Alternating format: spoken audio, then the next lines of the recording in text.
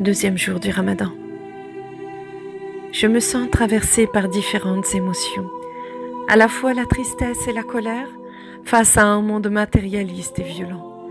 Et en même temps, je suis en paix et heureuse de faire le jeûne du Ramadan, car je ressens les innombrables bienfaits sur mon corps, mon âme et mon esprit.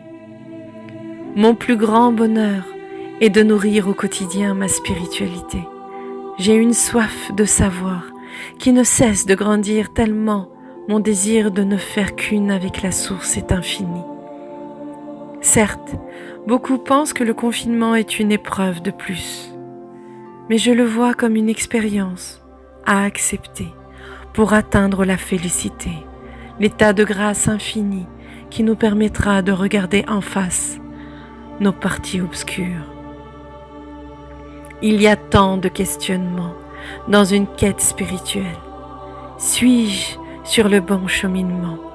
Ai-je le meilleur des comportements?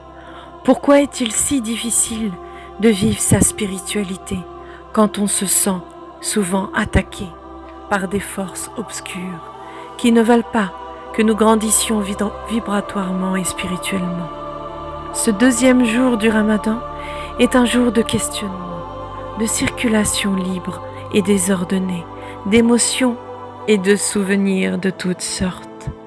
À la fois de la nostalgie des ramadans d'avant qui avaient une atmosphère de fête avec les grands-parents et les voisins qui nous apportaient des plats parfumés de différents pays.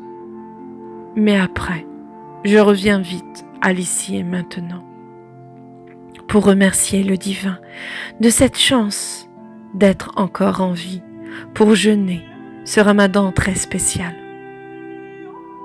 Et au fond de moi, je sais que tout est parfait, car on nous envoie simplement ce que l'on peut supporter.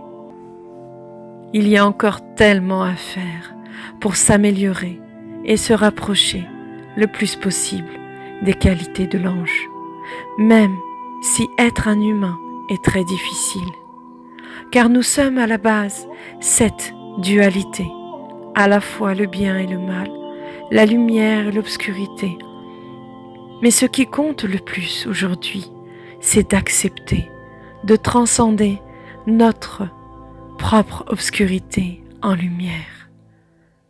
Gratitude, gratitude, gratitude.